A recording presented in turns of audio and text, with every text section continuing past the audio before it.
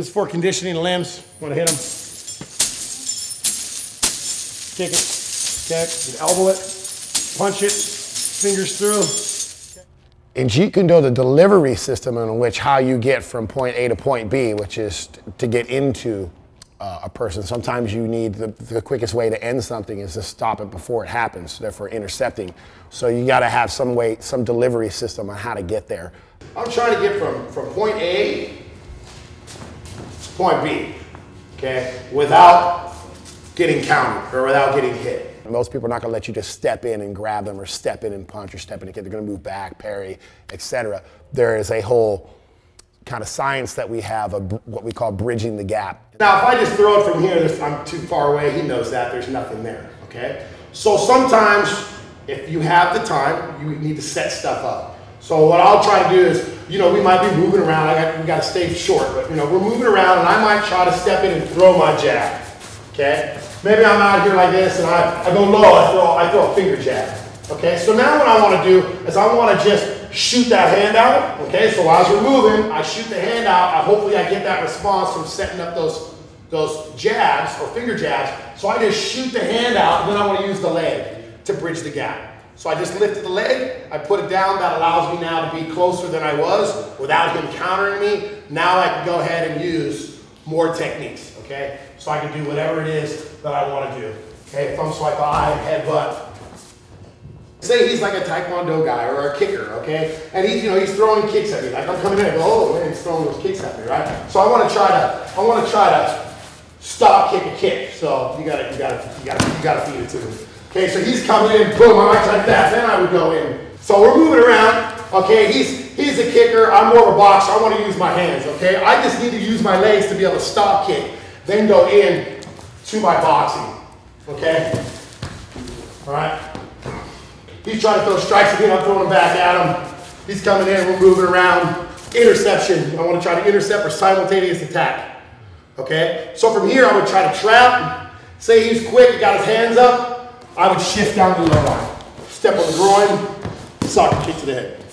If he's a striker and it's on the high line, he's coming in, okay, I just kick the groin. So as soon as he's coming in, he opens that leg to take a step to me. His legs are open. This is where I want to roll out of the way, I want to kick the groin. So this is what you'll find more on the street. This is where a lot of the Wing Chun comes into play, in my opinion, as far as bridging the gap. Because now I need to fake, get the leg out there so I can bridge, but now if he punches, that's where the Wing Chun comes in if it's on the lead side. So now I have my ball on the side, I can out whip over, I can hit. Okay, I can be low line, I go groin and pop it back up. Knee, leg, head, thumb, eye, elbow. Okay? This really actually breaks down anything combative, whether it's street or sport or whatever it is you're doing, wrestling around with your family and brothers. There's a lot of geometry, there's a lot of physics, there's things that are very much broken down into what human beings can do with their 2 arms and 2 legs, and the physics represented by what happens when somebody tries to threaten or physically approach you and what you do with those 2 arms and 2 legs and preventing them from getting close enough to hurt you. Jeet Kune Do is the way of the intercepting fist. It was created by Bruce Lee back in 1964, 65 in Seattle. Is where his home base was. And basically it is 60% Wing Chun, 20% Western boxing, and 20% Western fencing.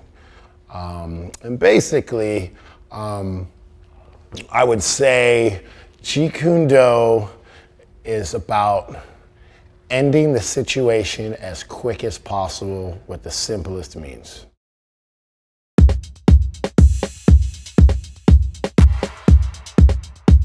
Close your eyes for me, okay? See, he can't really stop. He's got his eyes closed, by the way. I love him. Okay, and then here, at the throat, if he tries to stop the throat, okay, and I have my fingers, I still get the reaction of him going backwards, okay? And right now we're just pressing, okay? So if I go here and I press, okay, he still has to really resist that, okay? We're not gonna do that. But you can already see I'm not even touching him, he's already moving backwards, okay? And then the knee, obviously we can't demo, but I would try to stomp through the knee, okay? Therefore, incapacitating. And then the ear slap is just, you're cupping your hands and we're trying to hit that ear. And those are what we consider as primary targets. They cause the most damage, and it doesn't matter how big the person is, how angry they are, if they're on drugs. It does not matter. You hit one of those and you shut the body down. So that's what we're trying to do, is shut the body down, not just hit the guy and have a percussion injury where I'm just hitting force with force, like a bat hitting you. Okay, that's great and it hurts and it might do the job, but we want to make sure. So that's why these primary targets are so important. Jeet Kune Do, JKD, and Jeet Kune Do is Bruce Lee's Chinese name, is more the intercepting, direct, forward, very highly aggressive, because in theory, to intercept someone, they have to move first. Therefore, you have to move into that motion in order to intercept that motion. So therefore, it's a highly aggressive art.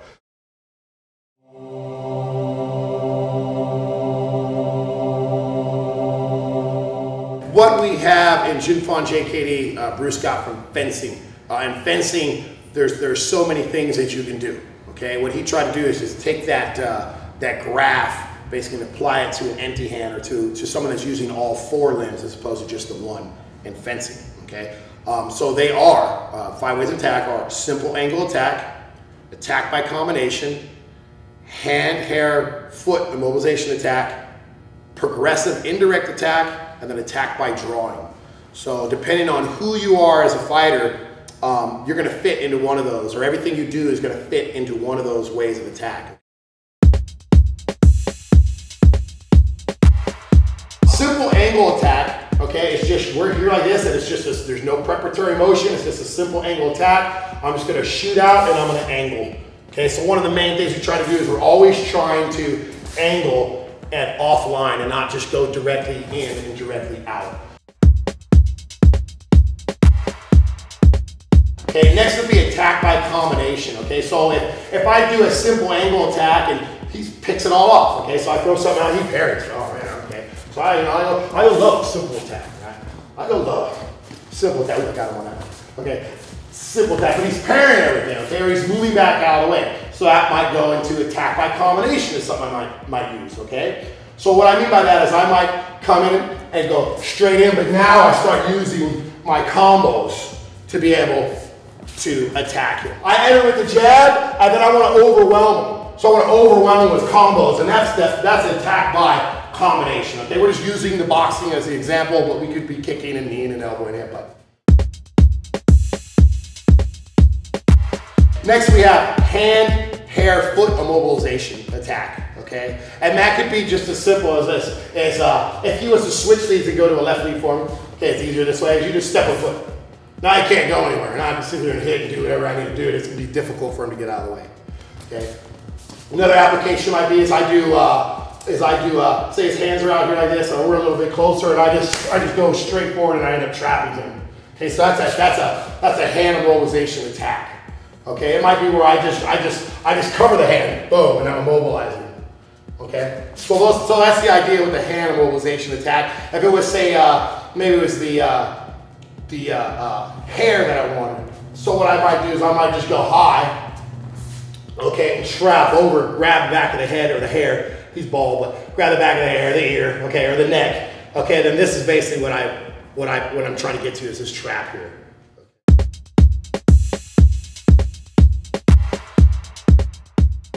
Progressive indirect attack. And basically, progressive indirect attack is where the same tool is going to go to its target, but it's going to go there indirectly. Okay, so what I mean by that is I might throw a low jab, but then it goes up to the high jab, or vice versa. I go high and then I go low. Okay, so that's a progressive indirect attack. The classic one that most systems know is I throw the front kick, hand drops down, wham, you roll over. It's supposed to be the other hand. So let's try that again. So you throw the kick, hand drops down, bam, you roll up, and you end up kicking high. That's, everybody knows that. Taekwondo guys, Kempo guys, all of that. So that's what we call progressive indirect attack.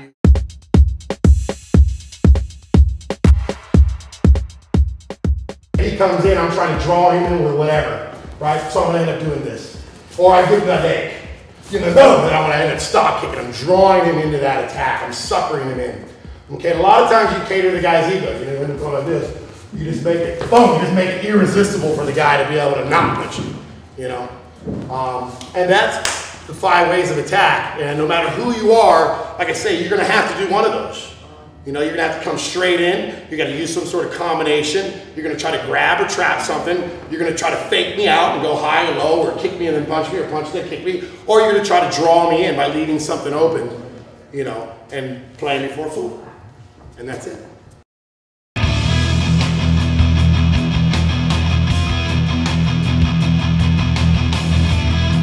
A lot of people have been talking about Bruce Lee in terms of him being the forefather of mixed martial arts, which in some respects is true, in some respects is not true. Dana White, the president of the UFC, just released a video where, you know, a lot of guys are making that claim and talking about that. However, I think Bruce Lee, in some respects, would have sincerely approved of MMA, but in other respects would have disapproved of JKD being molded and put into MMA. MMA is a sport, first off, and there is someone in the ring at all times to go, stop, reset, fight's over, enough, okay?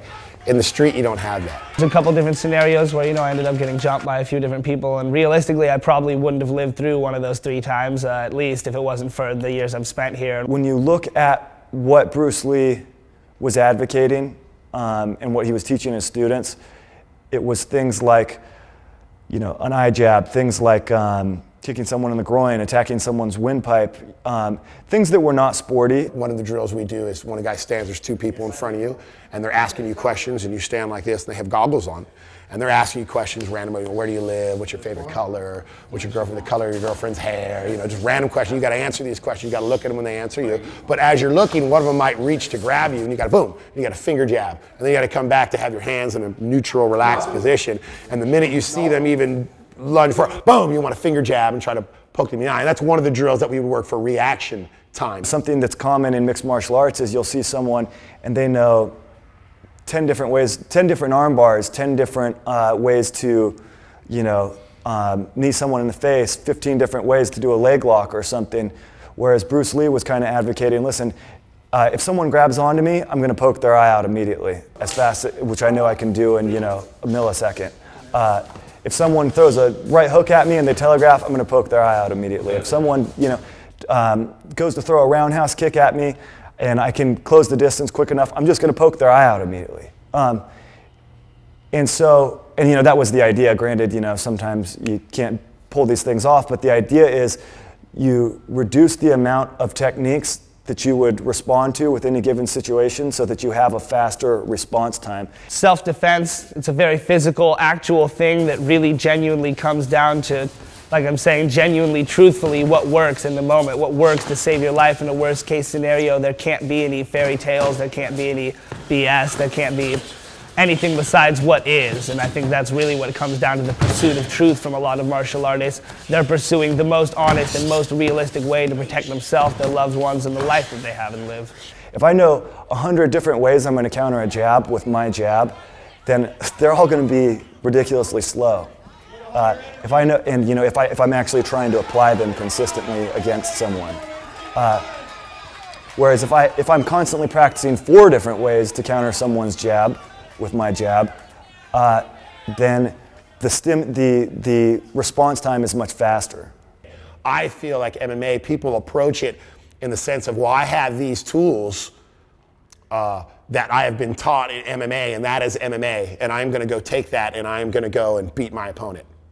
And I feel like that's the wrong approach, whether it's you're a martial artist or MMA, Jeet Kune Do, it doesn't matter. You're being like a carbon copy. You're taking what your teacher has shown you and you're looking at the kick, the punch, the grapple, the tackle, the tap, the arm bar, whatever. You're looking at that as being the MMA, you know. And really, and this is what Bruce's whole thing is, and you know, this is where it really differs, is it's all about you. If you can't make a fist because you've got, you know, broken fingers or whatever, well, then that's going to affect the way that you're going to fight. So I believe that instead of looking at those tools and taking those tools for what they are and calling that MMA, you're MMA. You're just using those tools to be able to beat your opponent up. But you're the fighter. You're MMA, not the tools, not the arts. And I feel that's where Bruce is trying to get at, and that's really what Jeet Kune Do is. It's not this or that. It's kind of whoever you are, you need to learn all the different arts there are, you know, just like in MMA, but like I say, there's someone to always say break, okay? But it's as a martial artist in general, whether it's Jeet Kune Do or MMA, it's like you have to be able to take the tools, find out who you are and what your strengths and weaknesses are, and be able to assimilate those tools and information for you. Dan DeSanto was one of Bruce's top students, and he kind of took over teaching the JKD when Bruce left to Hong Kong, and then after he passed away. He also was the one who added in the weapons to JKD, which was a very ingenious thing to do. Didn't really have a weapons system prior to him. And he's also credited with creating the Jeet Kune Do concepts with Paul Vunak, and starting off the progressive fighting systems, which was the military version of JKD. The conceptual JKD, there was, I guess, some legal affairs with the Bruce Lee estate, and they went after everybody teaching Bruce's art and whatnot. And from my knowledge, they sued Dan DeSanto for using Jeet Kune Do concepts. So that's where it changed over into PFS, which is Progressive Fighting Systems.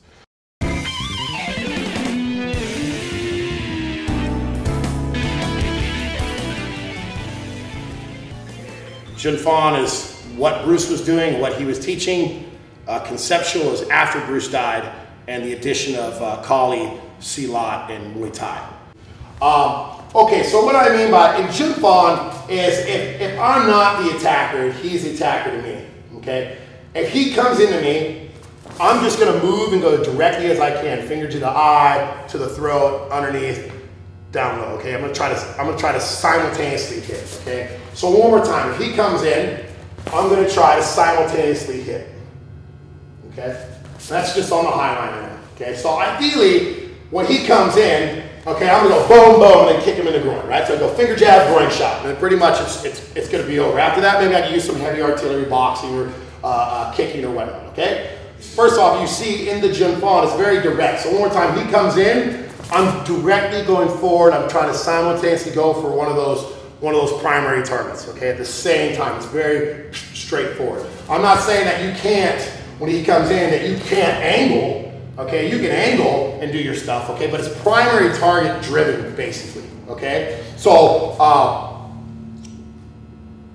if he came in, okay, I could do this and then finger jab. That's very direct, okay? And progressive fighters, they wouldn't necessarily do that. They may go kick and have this destruction up here at the same time.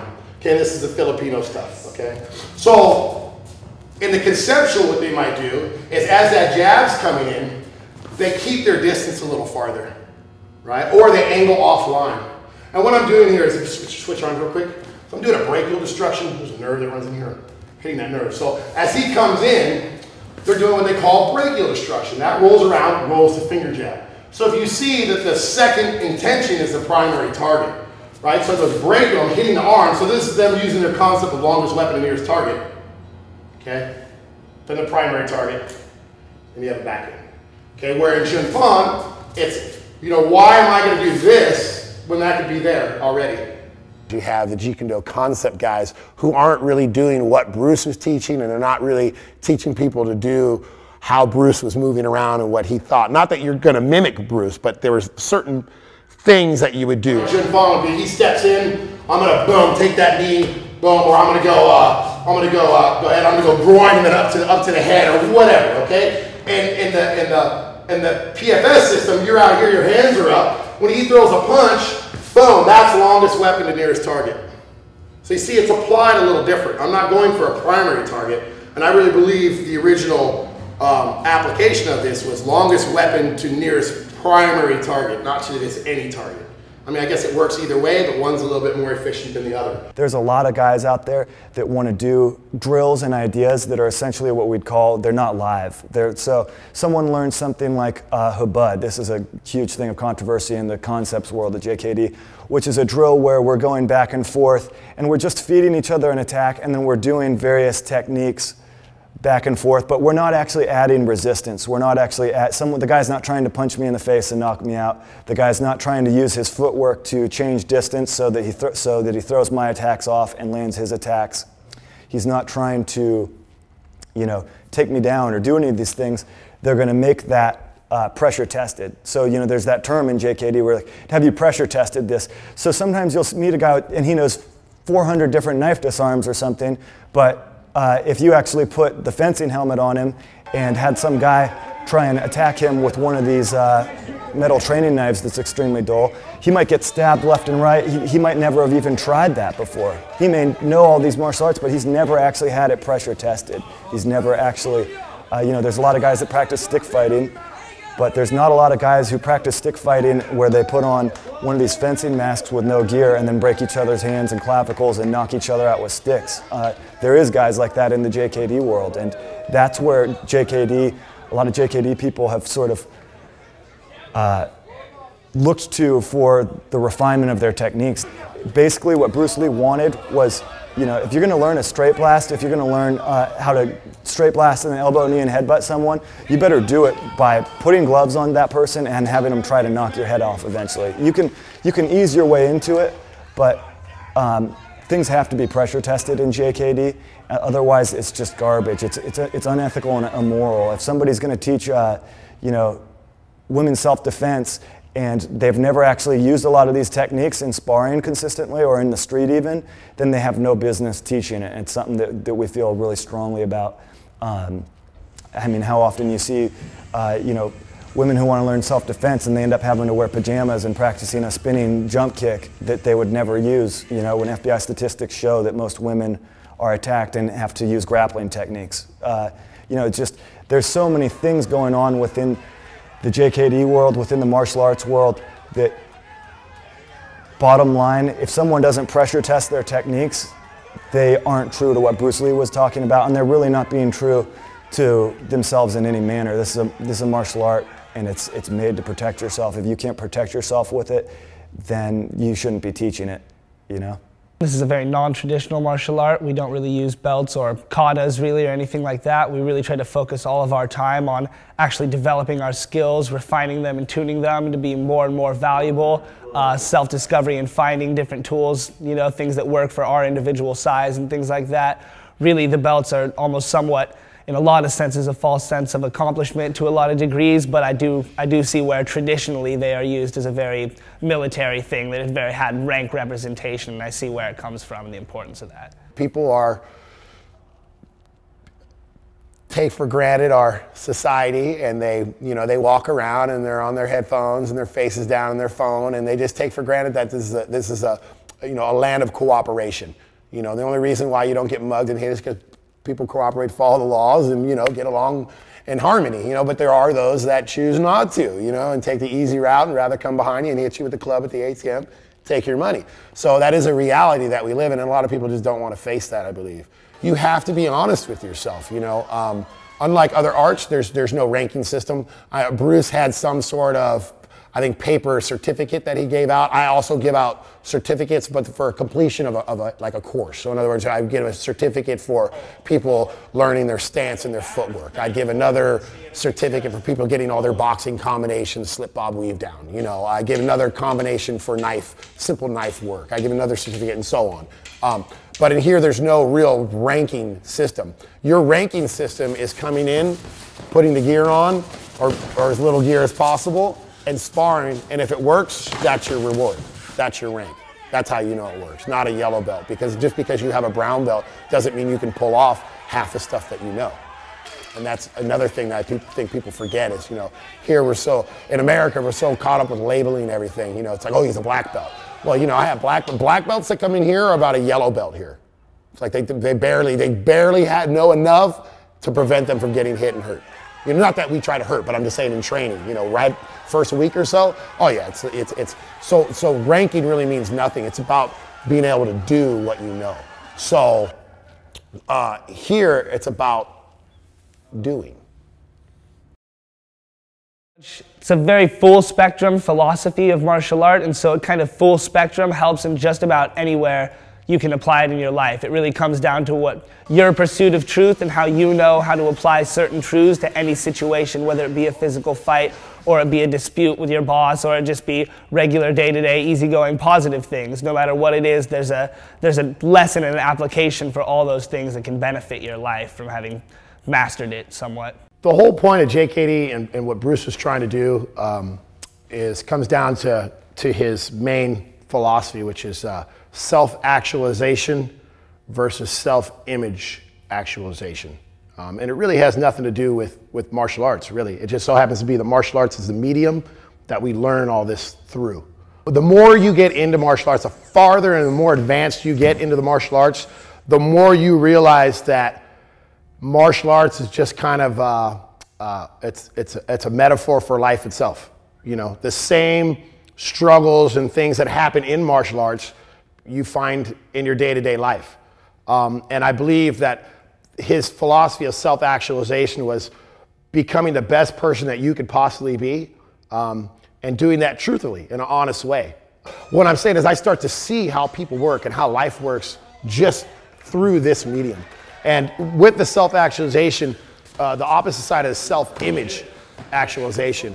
And Bruce felt that we live in a time where people are trying to be other than who they are.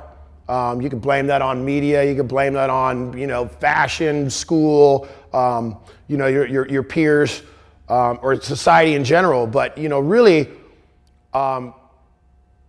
you're trying to take the knowledge you have that you've attained through your life, and you're trying to do the best with it, basically, is what it is. And not deny yourself the opportunity. I feel a lot of people deny themselves the opportunity to do great things because they're trying to do something other than what they should be doing, you know. You see it all the time, you know, guys go to the gym and they get all big and buff. And, you know, big and buff makes you feel like you're big and bad, you know. And when well, actually you just have more muscle tissue than me. That's it. It has nothing to do with yourself and who you really are as a person and your spirit.